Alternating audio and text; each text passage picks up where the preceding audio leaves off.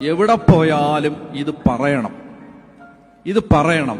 ദൈവം തലവര തിരുത്തും, ദൈവം അനുഗ്രഹിക്കും, ദൈവം ഏറ്റെടുക്കും, ദൈവം സഹായിക്കും, ദൈവമേ എന്നെ അനുഗ്രഹിച്ച് എന്റെ അതിരുകൾ വിസ്തൃതമാക്കണമേ എന്ന് നമ്മളിത് ആഗ്രഹിക്കുമ്പോ വിശ്വസിക്കണം, കർത്താവ് ഏത് പ്രതീക്ഷയേറ്റ സാഹചര്യത്തിൽ ഇടപെടും. അതുകൊണ്ടാണ് നമുക്കതുകൊണ്ട് യെശയ്യാ 54 തിരിച്ചു വരാം. നിന്റെ കൂടാരത്തിന്റെ അതിരുകൾ വിസ്തൃതമാക്കുക.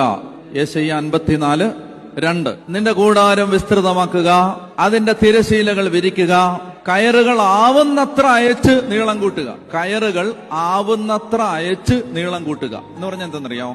നമ്മള് മനസ്സിൽ വെക്കുന്ന ഒരു ക്യാൻവാസിനകത്താണ് നമ്മുടെ ജീവിതം ദൈവം വരയ്ക്കാൻ പോകുന്നത്. ഞാൻ പറഞ്ഞ മനസ്സിലായി നിങ്ങൾക്ക്? നമ്മൾ മനസ്സിൽ വെക്കുന്ന ഒരു ക്യാൻവാസിനകത്താണ് നമ്മുടെ ജീവിതം ദൈവം വരയ്ക്കാൻ പോകുന്നത്.